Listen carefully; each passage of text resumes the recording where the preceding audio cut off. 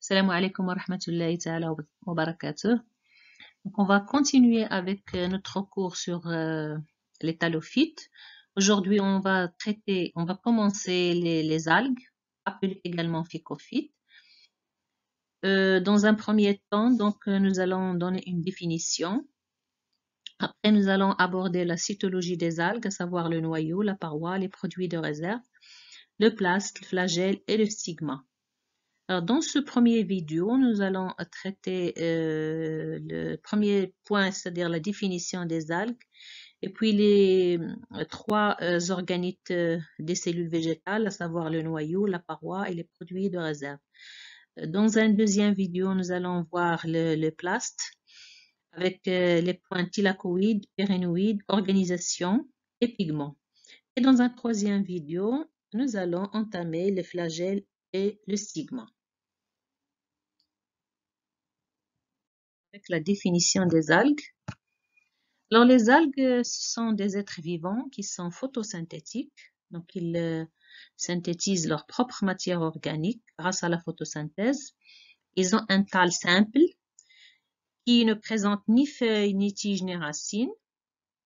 Ce sont des êtres dont la taille est variable. Depuis les micromètres jusqu'à le mètre. Donc, ils peuvent être microscopiques comme ils peuvent dépasser le 1 mètre. Ils possèdent dans leurs cellules, dans les plaques surtout, précisément dans les plaques, ils possèdent la chlorophylle A, qui est le principal pigment de la photosynthèse. Alors, la reproduction des algues se fait par des spores qui se forment dans des sporocystes et par des gamètes qui se forment dans des gamétocystes. Nous avons vu que les algues également ne possèdent pas de lénine, qui est le composé caractéristique des parois cellulaires des plantes ligneuses. Donc, les algues, ce sont des êtres qui vivent en milieu aquatique, dans l'eau de mer ou bien dans les eaux douces. Ils peuvent également vivre dans des glaciers. Et surtout, donc, on les rencontre dans les zones humides en milieu terrestre. Donc, pour la cytologie des algues, les organites qui forment, qui existent dans la cellule ou qui est un élément de la cellule. Le premier élément vital, c'est le noyau. Alors, je vous précise que ici, les algues qu'on traite dans ce cours, ce sont les algues eucaryotes, les algues vertes, les algues brunes et les algues rouges. Il existe des algues prokaryotes qui sont les algues bleues. Donc, on les traite pas dans ce cours. Ils sont traités en microbiologie avec les bactéries. Ce sont des prokaryotes. Mais ici, les algues qu'on étudie, ce sont les algues eucaryotes, c'est-à-dire ils ont un noyau qui est entouré d'une enveloppe à double membrane. Donc, cette enveloppe permet d'isoler le noyau du cytoplasme. Donc, ici, l'enveloppe, à l'intérieur, on trouve l'ADN qui forme la chromatine, on trouve les nucléoles et le noyau, c'est-à-dire la chromatine, il baigne dans un suc nucléaire qu'on appelle le nucléoplasme. Alors, le noyau, il peut être entouré du réticulum endoplasmique, qui est le réseau de communication intracellulaire, c'est-à-dire le transit de certaines molécules, le lieu de synthèse des phospholipides, et là, il permet également la maturation des protéines. Alors, cette photo montre la structure d'une cellule végétale. Alors, vous avez ici la paroi cellulaire qui entoure la cellule végétale. À l'intérieur, on trouve les organites, ici représentés en vert, donc 5 chloroplastes, avec à l'intérieur les thylakoïdes parallèles. Ici, vous avez la mitochondrie. Et là, vous avez le noyau. Donc, vous voyez le noyau. Ici, on trouve le réticulum endoplasmique lié au noyau. Donc, vous voyez ici, bien que le noyau il est individualisé, il est entouré d'une membrane et à l'intérieur, vous trouvez le suc nucléaire et le nucléole. Donc, le seul lien qui existe entre le suc nucléaire et le cytoplasme, c'est les pores nucléaires, c'est-à-dire il existe des petites ouvertures qui permettent le transit des substances du noyau vers le cytoplasme. Sinon, donc, l'enveloppe, c'est une barrière qui isole le noyau du cytoplasme, donc ce qui caractérise les cellules eucaryotes des prokaryotes. Et là, vous avez une portion d'une cellule eucaryote vue en microscope électronique, c'est-à-dire agrandie plusieurs milliers de fois.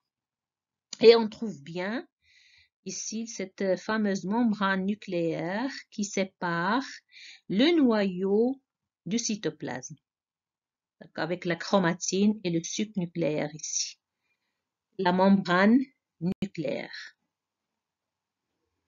Donc, les algues, ce sont des êtres eucaryotes.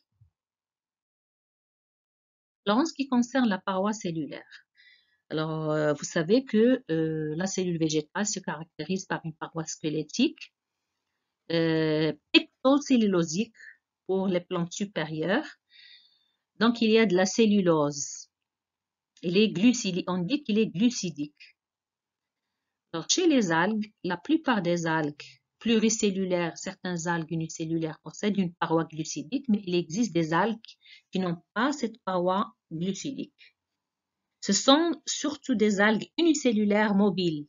Donc, les algues unicellulaires mobiles et les gamètes n'ont pas de paroi glucidique. Alors, ce qui permet la rigidité, ce qui donne la rigidité, qui permet la rigidification de la paroi, c'est chez ces algues-là qui n'ont pas de paroi glucidique, ils ont un système de rigidification qui est de nature protéique ou bien minérale. Par exemple, les dinophycées, ils ont des armures de plaques protéiques qui donnent la rigidité à la paroi. Les chrysophycées unicellulaires, ils ont des écailles de calcite ou bien coccolite. Et là, nous avons un exemple d'espèce chrysophycée qu'on appelle Emiliana. Et vous voyez, en microscope électronique, vous voyez ces coccolithes-là. Ce sont des écailles de calcite. Donc, la paroi, elle est incrustée de calcite ici. Et la décomposition de l'algue va donner le minéral qui est le calcite. La même chose, certaines algues, ils ont une paroi de nature siliceuse, donc la paroi elle est riche en silice et la décomposition va vous donner des marnes siliceuses sur certains fonds des océans. Donc les algues, certaines algues, ils n'ont pas de paroi glucidique, ils ont une paroi soit minérale, soit de nature protéique, des plaques protéiques. Et par des algues pluricellulaires, c'est-à-dire pas la plupart, mais toutes les algues pluricellulaires et certaines algues unicellulaires, ils ont une paroi glucidique. Alors, la paroi glucidique, il est constitué de deux éléments. Un élément fibriaire sous forme de fibrilles, c'est le constituant squelettique qui donne la rigidité, et le constituant qui n'a pas de forme fibriaire qu'on appelle constituant amorphe. Alors, le constituant fibriaire, il forme la structure rigide de la paroi cellulaire. Il est formé de cellulose et d'hémicellulose. Ici, vous avez la structure de la cellulose. On voit bien ici, par exemple, vous avez trois chaînes de polysaccharides et chaque chaîne, il est formé par du glucose sous forme de bateau et qu'il y ait par une liaison osidique entre le carbone 1 et le carbone 4. Donc, chaque glucose, il est lié à un autre glucose par vous avez le carbone 1 d'un glucose avec le carbone 4 de l'autre glucose, ils forment la liaison osidique et vous avez une chaîne de glucose. Alors, la cellulose, il est formé par plusieurs chaînes de glucose liées entre eux par des liaisons hydrogènes ici. Donc, latéralement, il y a des hydrogènes qui qui sont liées et qui vous donnent donc cette structure en fibres. Donc ça, c'est la partie rigide de la paroi qui est formée de cellulose et de d'hémicellulose. La partie amorphe, il est composé d'autres polysaccharides que la cellulose et l'hémicellulose. Alors, chez les trois embranchements des algues, les algues vertes, les algues rouges et les algues brunes, on trouve la partie squelettique formée de cellulose et d'hémicellulose. Alors, ce qui différencie la paroi de ces trois embranchements, ce sont la partie amorphe. Par exemple, chez les algues vertes, on trouve des polysaccharides de type ulvane. Et donc, les ulvanes, ils sont utilisés en nanomatériaux et en cosmétiques, etc. Plusieurs utilisations des ulvanes. Chez les algues rouges, la partie amorphe, dans la partie amorphe, on trouve l'agar et les carragénanes. Alors, l'agar, on peut l'utiliser en gélifiant pour solidifier les milieux liquides. Les carragénanes comme épaississant pour épaissir des produits, par exemple laitiers, devient épais. Chez les algues brunes, la partie amorphe est formée des alginates et des fucanes. Les alginates, on peut les utiliser également comme épaississants et les fucanes comme des anti-inflammatoires. Donc, la partie amorphe des algues, elle est différente selon les trois embranchements.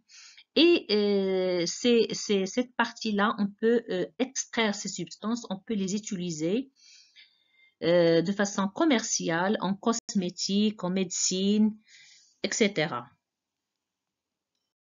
Là, par exemple, vous avez l'exploitation des algues rouges à El Jadida. Et donc, ces algues rouges, ils sont utilisées pour extraire l'agar-agar. Vous avez ici deux photos qui montrent les algues rouges. Ici, vous avez dans la photo du dessous, vous avez les amas des algues rouges sur les côtes d'El Jadida. Et ici, les ouvriers qui sont en train de ramasser les algues. Et donc, après, ils vont les vendre pour les industries. Là, à droite, on a l'extraction de l'agar. Donc, ces algues rouges, ils peuvent être utilisés. Donc, on les met dans l'eau bouillante et on prend le filtrat. Ces filtrats, une fois refroidis, on peut donc les congeler. Après séchage, on peut obtenir une poudre à partir de ces extraits, à partir de ce filtre-là. Et cette poudre, elle est prête à l'emploi. Donc ici, vous avez un schéma de l'extraction de l'agar. Et ici, vous avez l'agar-agar en poudre. Et là, vous avez un pot d'agar-agar. Elle est vendue sur le marché. Donc, on l'utilise, par exemple, dans les laboratoires pour obtenir du milieu solide. Si on a un milieu liquide, on ajoute de l'agar-agar. Après autoclavage et refroidissement, on obtient un milieu solide, stérile. Donc ici, une des utilisations de la paroi des algues rouges. Alors cette paroi-là, c'est un isolant qui isole une cellule de l'autre. Et donc les algues pluricellulaires, ils ont plusieurs cellules et ces cellules-là sont séparées par une paroi transversale. Ici, par exemple, dans cette partie, c'est la cellule 1 et en bas, on a la cellule 2 et ça, c'est la paroi transversale. Alors, la paroi, c'est un isolant qui isole les deux cellules. Alors, comment se fait la communication entre ces deux cellules? Il se fait par des plasmodèsmes. Ça veut dire plasmodèsmes, ce sont des ouvertures qui permettent la communication entre les cellules, entre les deux cellules. Et donc, la paroi n'existe pas dans les plasmodèsmes. Par exemple, si vous prenez ici la paroi transversale, en haut, vous avez le cytoplasme de la cellule 1, en bas, le cytoplasme de la cellule 2. Et ici, vous avez une discontinuité de la paroi, ça n'existe pas. Et donc, on a une continuité des deux cytoplasmes à travers le plasmodèsme. Là, dans cette photo, on a le plasmodesme vu de face dans une section tangentielle de la paroi. Vous trouvez ici toute cette partie-là, c'est la paroi. Et là, vous avez les plasmodesmes. Vous voyez donc des ouvertures où il n'y a pas de paroi et on a une zone claire. On a des zones claires. Toutes ces zones claires, ce sont les plasmodesmes, donc qui permettent le passage du cytoplasme d'une cellule à l'autre. Alors, chez les algues vertes et chez les algues brunes, ils ont les plasmodesmes qui permettent la communication entre les cellules. Chez les algues rouges, alors, vous voyez ici, chez les algues rouges, ils ont une autre structure qu'on appelle synapse. Alors, on a ici une cellule et là, c'est l'autre cellule. Et là, c'est la paroi transversale. Vous voyez donc ici, là, ce sont les plasmodesmes. Mais chez les algues rouges, ces plasmodesmes sont bouchés. Ils ont un bouchon synaptique. Alors, si vous prenez cette photo-là, là, c'est la paroi. Là, ce qui est blanc, c'est la paroi. Et tout ça, c'est le bouchon synaptique qui bouche le plasmodesme. Donc, ce bouchon-là, synaptique, et cette ouverture, on l'appelle synapse chez les algues rouges. Donc, les synapses n'existent pas chez les algues vertes et chez les algues brunes. Il existe seulement chez les algues rouges. Et donc, la différence entre plasmodesme et ici synapse, c'est que les plasmodesmes ne sont pas bouchés, ne sont pas obturés. Ils sont ici, ils permettent le passage entre deux cellules sans contrôle. Par contre, ici, vous avez les synapses, ils sont bouchés par le bouchon synaptique. Il est de nature protéique et donc ça permet, comme un diaphragme, lorsqu'il est ouvert, il y a passage des substances d'une cellule à l'autre. Lorsqu'il est fermé, il n'y a pas passage. Donc, il y a un contrôle de passage des substances d'une cellule à l'autre grâce aux synapses, qui ce sont des plasmodesmes qui sont bouchés. Ils ont un bouchon synaptique. Par contre, les plasmodesmes n'ont pas de bouchon et ça existe chez les algues vertes et chez les algues brunes. Les synapses n'existent que chez les algues rouges. Donc, la paroi des algues, là, c'est une paroi qui est de nature squelettique formée de cellulose et d'hémicellulose. Mais la partie amorphe, il est variable, il est différente d'un embranchement à l'autre. Et dans cette paroi, donc transversale, dans la paroi, surtout la paroi transversale, on trouve des plasmodesmes qui permettent la communication entre les cellules. Ces plasmodesmes existent chez les algues brunes et les algues vertes. Par contre, chez les algues rouges, la paroi elle est parcourue par des synapses.